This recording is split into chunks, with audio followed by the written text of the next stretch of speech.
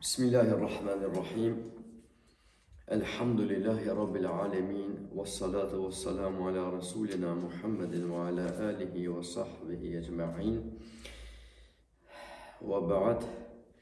Të gjitha falënderimet, të gjitha lavdrimet i qofshin dhe i takojnë vetëm Allahu xhalla shanuhu. Salat dhe selamet qofshin mbi Muhammedin a.s. mbi familjen e tij, shokët e tij dhe mbi të gjithë ata të cilët e të rasojnë rrugën e tij deri në ditën e fundit të kësaj gjithësie. Xhamatlit nderuar, vëllezër musliman, sonte në pika të shkurta do të flasim për historinë e Ismailit dhe të Ishakut, si dhe mrekullitë të cilat i kanë përcjellur këta dy pejgamber. Ismaili a.s. është prej pejgamberëve emri të cilëve përmendet në Kur'anin e Kerim.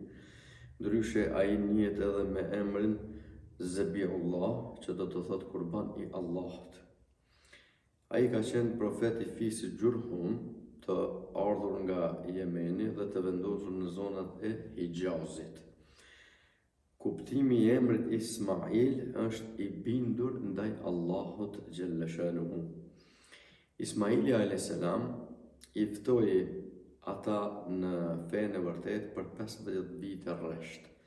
Disa besuan, ndërsa disa të tjerë nuk e besuan. Megjithatë, ata që e besuan ishin shumë të pakët. Ismaili a.s. ishte shumë i durueshëm dhe i qëndrueshëm në kryerjen e detyrës së tij si pejgamber i ngarkuar nga ana e Allahut xhalla xhelaluhu. Kur Ibrahimi a.s. u larguar nga populli i tij së bashku me nipin e tij Lutin a.s., si dhe duke patur parasysh mungesën e një fëmije, ju lut Allahut xhalla shanuhu kështu: Zoti im, më dhuro mua një fëmijë prej fëmijëve të mirë. Kapina Es-Safat, ajeti 100. Ibrahimi a.s. vendosi që pasi ta lind Haxheria Ismailin a.s. ta largonte atë, pasi kështu e kishte urdhëruar Allahu xhalla shanuhu nëpërmjet melekut. Ibrahimi a.s. i vendosi ata, domethënë Haxherën dhe Ismailin, në luginën mes kodrave Safa dhe Marwa. Kur Ibrahimi zuri të largohej, Haxheria e ka për rrobash dhe i thot: Si o Ibrahim, po largohesh dhe po na lë të shkret këtu? Ibrahimi nuk reagoi. Haxheria vazhdonte ta pyeste, por përsëri Ibrahimi a.s. nuk reagonte. Kur Haxheria i thot: Atë ka urdhëruar Allahu xhalla shanuhu kështu? Ibrahimi a.s. i thot: Po. Atëherë Haxheria tha: me që është urdhër nga ana e Allahut xhalla shanuhu, atëherë nuk do të jemi prej të humburve.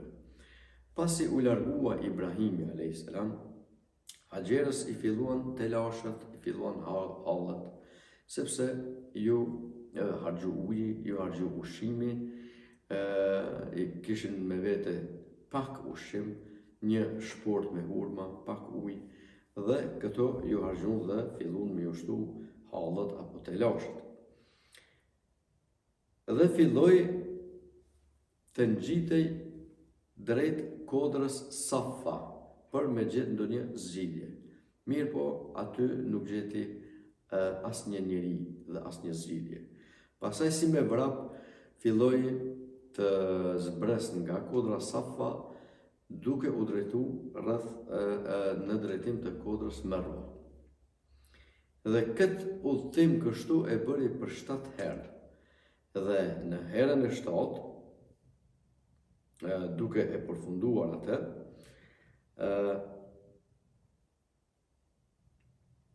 një melek mendohet, thuhet, një melek i ka rënë tokës. Disa transmetime janë se Ismaili prej vajit e madh duke ngrit tokën me themrat e këmbës, fillon që të dalë ujë. Ku ai ujë e rrethon atë. Dhe me këtë rast Haxheria e thot zem, që ka kuptimin ndal. Dhe me këtë rast dietarët islam historiantë kanë thonë sikur ti thoshte vetëm zem, atëherë do të pushonte ai burim. Mirë po, kur i ka thonë ndal, kjo nënkupton që të ketë ujë të vazhdueshëm, mirë po vetëm atë fuqinë e madhe ta stopoj dhe të normalizohet, pra ndal. Meleku i thot Haxherës, mos keni frikë, se ky vend do të jetë i bereqetshëm. Djali yt së bashku me babain e tij Ibrahimin a.s. do ta ndërtojnë shtëpinë e Allahut Ka'bën. Dhe kështu, pra, më vonë ndodh një gjë e tillë, sepse ai vend popullohet, për arsye se ka qenë një vend ku tregtarët kanë kaluar aty pari, dhe kur e shohin që është një burim i ujit, fillojnë fillimisht duke marrë leje nga Haxheria për me mush ujë, pastaj fillojnë me marrë leje për mu vendos në atë luginë, sepse edhe sot mirë po dhe në atë kohë burim i jetës është uji. Dhe kështu gradualisht fillon me u popullu, pra rrethi i Mekës së sotshme. Sepse burimi Zemzem është pikërisht e Ka'bja, ku edhe më vonë ndërtojnë Ka'bën Ibrahimi a.s. me të birin e tij Ismailin a.s. Po, para se të lindte Ismaili a.s. kur kishte bërë duan Ibrahimi a.s. për një fëmijë, kishte premtuar që do ta therr kurban. Dhe Allahu Xhaleshanuhu i ja kujtoi Ibrahimit a.s. nëpërmjet ëndrrës premtimin të cilin e kishte bërë. Ku Allahu Xhaleshanuhu thot në kapitullin Es-Saffat, ajetin 102,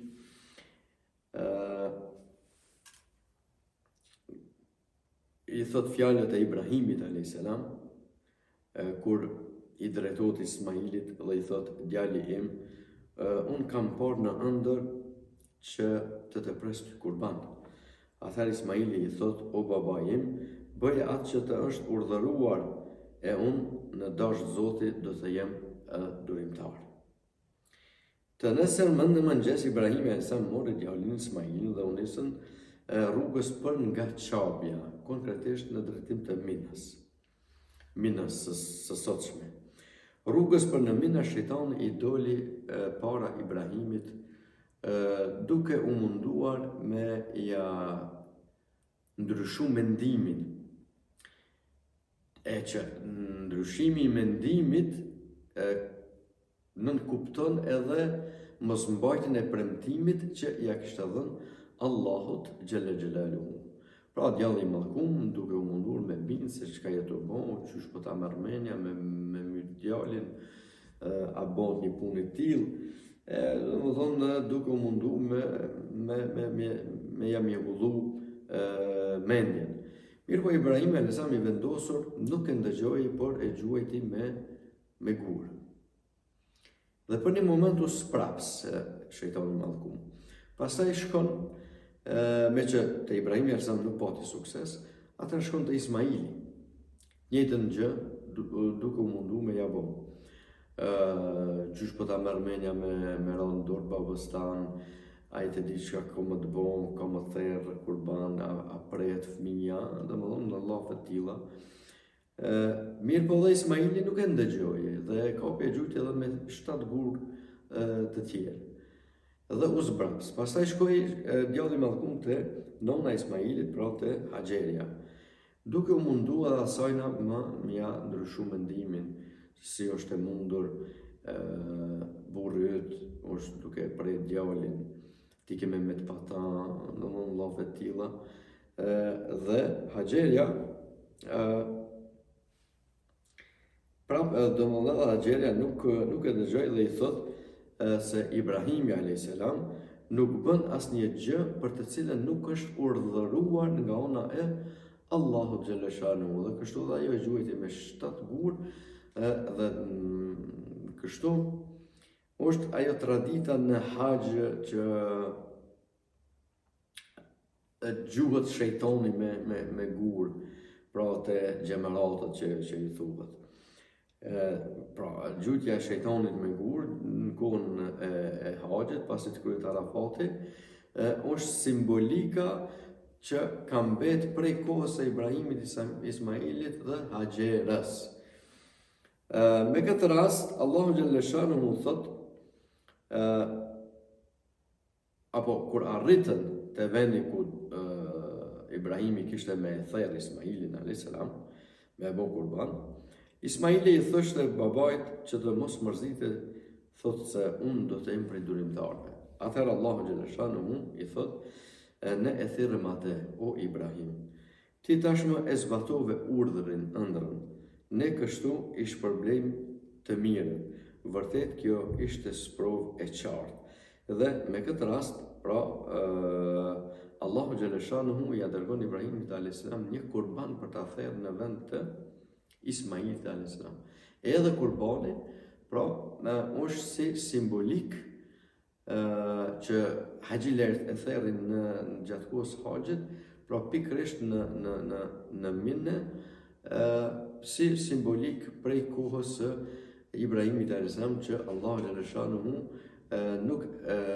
nuk e lejon me therr kurban Ismailin, por ja dërgon një kurban. Pasi kaluan disa vite dhe Ismaili u bë urrit në një moshë të caktuar rinore, me thonë, Ibrahim a.s. u urdhëruar nga unë Allahu xhalla shanuhu për ta ndërtuar Ka'bën. Ka'ba është vendi numër 1 më i rëndësishëm për të gjithë muslimanët dhe muslimanët. Ajo është vendosur paralel në të njëjtën hapësirë siç është Beitul Ma'muri. Pra mendohet që Beitul Ma'muri ka qenë aty po gjatë kohës së Nuhit, kur është bërë tufani, që çdo gjë e ka mbulu uji. Allahu xhalla shanuhu e ka ngrit Beitul Ma'murin në qiellin e parë, në katin e parë të qiellit. Dhe qatë paralele është ndërtuar Ka'bja dhe ka mendime prej komentatorëve të Kur'anit që muslimanët dhe muslimanët bëjnë tavaf në tokë, ndërsa me lajket bëjnë tavaf në Beitul Ma'mur në qiell. Disa prej mrekullive të Ismailit a.s. Pra nga mësimet që duhet të ne t'i marrim prej Ismailit, duhet sidomos për moshën rinore dhe për fëmijët, duhet të jenë të ndëgjueshëm ndaj prindërve të tyre në ato punë të cilat janë të hajrit. Duhet të jenë të durueshëm me prindërit e tyre, sepse ka mundësi që ndonjërin prej prindërve edhe me u dobësu ka memoria apo ka ona fizike, mund me shkaktu ndoshta edhe probleme dhe të lashë dhe ngarkesa. Mirë po, duhet me pas parasysh që çdo nervozizëm ndaj tyre është sytje nga djalli i mallkuar, duke u bazuar edhe pra edhe në këtë çfarë e thanë deri tash për Ismailin a.s. dhe historinë e tij. Nga mrekullitë e Ismailit janë tokën me therra e ka kthyer në tokë të gjelbëruar. Në sajët e lutjes së tij delet shterpa kanë dhënë shumësh, ndërsa leshi i tyre është bërë i mëndafshtë. Përsëri në sajët e lutjes së tij, rëra rreth tij është kthyer në miell. Ai ka qenë një prej shkaqeve të daljes së ujit të Zemzemit, i cili do të vazhdojë të rrjedhë deri në ditën e Kiametit. Karakteristikat më të spikatura të Ismailit a.s. kanë qenë durimi, butësia, dorëzimi dhe nënshtrimi ndaj Allahut xhalla xhelaluhu. Pra ky është djali i Ibrahimit a.s. Ismaili, ku prej lozës së këtina vjen Muhamedi sallallahu alaihi wasallam. Ndërsa në pikat shkurta, sepse nuk ka shumë histori për Ishakun a.s. po megjithatë është i përmendur në Kur'an, edhe ky ka qenë i biri i Ibrahimit, i lindur nga gruaja e tij Sara, pra Ismaili nga Haxheria, ky i lindur nga Sara. Kur Sara mori vesh se do të lindte Ishakun, u habit edhe tha, ja, pra Kur'ani e tregon se pse është habil. Thot, e mira unë, a mos vallë kështu plak do të lind unë, sepse ka qenë i shtyme në moshë. Ndërkohë që edhe burri im është plak, pra dhe Ibrahim a.s. kishte qenë i shtyr në moshë. Me të vërtet kjo është diçka e jashtëzakonshme. Ata engjujt i thanë, pra që kishin shku me morë myshde, a mos vallë po çuditesh me urdhërin e Allahut? Mëshira e Allahut dhe bekimi i tij qofshin mbi ju, familjen e të dërguarit. Me të vërtet, ai Allahu është i falenderuar dhe është i lavdëruar. Pas vdekjes së babait të tij Ishaku a.s. është dërguar si profet tek popujt e Damaskut dhe të Palestinës. Emri Ishak në gjuhën e atëhershme lokale ka qenë e ka pas kuptimin qesharaku. Qesharaku se kanë qesh populli i atij vendi, duke ditur që Sara dhe Ibrahimi ishin të shtyr në moshë dhe si ka mundësi në këtë moshë pra me u lind një fëmijë në djalë. Edhe domethënë Ishak qesharaku apo i qeshuri që e merr pra këtë emër. Allahu i madhëruar e kishte bërë atë njeri të zgjedhur dhe të mirë. Në pleqëri ju dobësuan syt dhe u verbua. Ishaku a.s. ka pasur 2 djem binjak. Jakubin a.s. dhe Isin.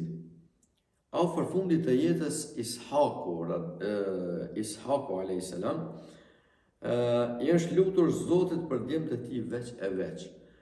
Për Jakubin a.s. është lutur që prej tina të vinë pasardhës pejgamber. Dhe të gjithë pasardhësit pejgamber që kanë qenë të dërguar të Beni Israilit janë me prejardhje nga Jakubi a.s. Pra, Jakubi i Ishakut, Ishaku i Ibrahimit. Në anën tjetër, Ismaili i Ibrahimit. Ismaili me Ishakun kanë qenë vëllezër prej babe. E këtu dohen prej Ismailit Arab, prej Ishakut janë Beni Israilit. Për Jakubin, pra, e thamë që ishte luftur për profet. Kurse për Isin, që të ketë shumë pasardhës dhe që nga soji i tij të dalin sundimtar dhe mbretër. Sipas disa transmetimeve, Ishaku ka ndërruar jetën në moshën 160 vjeçare në afërsitë të Kutsit në zonën e Palestinës së sotme dhe është varrosur pranë babait të tij Ibrahimit a.s. Nga mrekullitë e Ishakut, sipas transmetimeve të ndryshme, është se populli ku Ishaku a.s. ishte i dërguar si pejgamber nuk e pranonin pejgamberllukun e tij, profecinë e tij. Prandaj tha, nëse kafshët nuk dëshmojnë se ti je profet, nuk do të besojnë. Me këtë rast disa prej kafshëve, pra i luti Ishaku dhe ju tha, o kafsh, thoni se kush jam unë? Dhelbra tha, ti je i dërguari i Allahut. Kaprolli tha, ti je biri i Halilullah, se Halilullah është quajtur Ibrahimi a.s. Dhia tha, ti je i dërguar prej Zotit, kush nuk të beson ty, do të shkon në xhehenem. Po ashtu kur Ishaku a.s. shkoi në Kudës për ta kumtuar fenë, aty i thanë, po e bëre këtë mal të lëviz kemi për të besuar. Dhe atëherë me urdhën e Allahut moli u lëkun fuqishëm, pas kësaj populli i Kutsit e besoi se ai ishte i dërguari i Allahut. Kur Ishaku a.s. po i fliste fisit të vet për besimin, njëri solli lëkur qesh. Lëkur qesh do më thonë në të bikav. Edhe i tha që rinjalli këta. Atëherë Ishaku a.s. I mbushi lëkurat me rërë dhe ju lut Allahun xhalla shanuhu. Pas kësaj të gjithë ato bikat u ringjallën. Një mrekulli tjetër ishte se kur ai e prekte ndonjë dele, ato lindnin qingja, domethënë dele të shterva. Ishaku a.s. ka ndërruar jetë në Palestinë dhe është varrosur në rrethinat e Halilu Rahmanit. Ne e lusim Allahun xhalla xhelaluhu që të marrim shembuj të më të mirë nga historitë e këtyre dy pejgamberëve të cilët kanë qenë vëllezër bit e Ibrahimit a.s. Të marrim mësimet më të mira që të shërbehemi në jetën tonë si musliman për familjen tonë, për familjet tona, në mënyrë që në këtë botë kemi ditë sa më të mira, ndërsa në botën tjetër shpërblimin me xhenetin Firdaus. Wassalamu alaikum wa rahmatullahi wa barakatuh.